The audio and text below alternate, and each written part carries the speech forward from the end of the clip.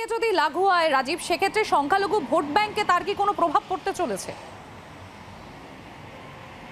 বিশেষ করে পশ্চিমবঙ্গের ক্ষেত্রে? দেখো, সংখ্যালঘু ভোট একদম খুব ভালো, অত্যন্ত ভালো প্রশ্ন। তার কারণ এই সংখ্যালঘু ভোট বিজেপির সঙ্গে নেই, এটা মোটামুটি রাজনৈতিক যারা বিশ্লেষক তারা জানেন, তারা বলেন, রাজনীতির কারবারিরা এটা জানেন যে বিজেপির সঙ্গে সংখ্যালঘু ভোট নেই, সাধারণত থাকেন না।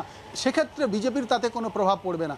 সংখ্যালঘু ভোট পশ্চিমবঙ্গের বিরোধী শিবিরে রয়েছে, অর্থাৎ বিজেপির বিরোধী শিবিরে তৃণমূল কংগ্রেস, বামেরা এবং কংগ্রেসের সঙ্গে রয়েছে। সেই ভোট কিন্তু আরও বেশি কনসেন্ট্রেট হতে পারে, তাদের একটা মেরুকরণ হতে পারে, সেগুলো অন্য বিষয়। কিন্তু মতুয়া একটা কয়েক কোটি মানুষ রয়েছেন যাদের নাগরিকত্ব দেওয়ার কথা বলা হচ্ছে বা হবে।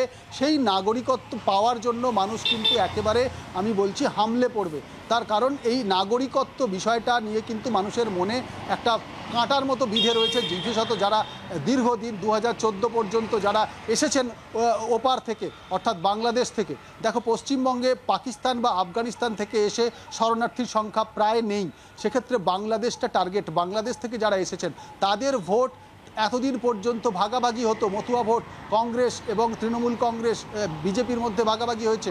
2019-এ আমরা দেখেছি শান্তনু ঠাকুর বনগাঁ থেকে জিতেছেন।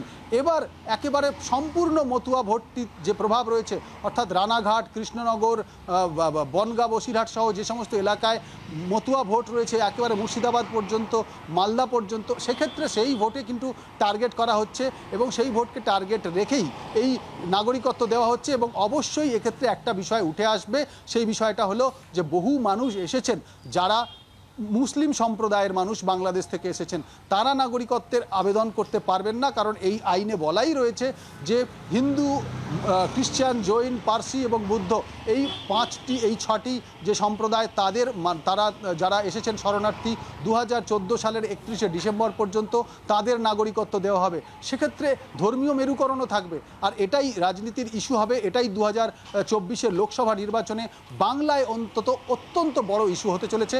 আজকে সন্ধ্যার পর যদি এই আইনের বিধি ঘোষণা করা হয় এবং আইনের বিধি লাগু করা হয়, তার প্রভাব সব থেকে বেশি পড়বে পশ্চিমবঙ্গে এবং তার প্রভাব বলা যেতে পারে আজকে সন্ধ্যের পর থেকে লোকসভা নির্বাচনের ফলাফল বেরোনো পর্যন্ত কিন্তু তার টানাপোড়েন চলতে থাকবে।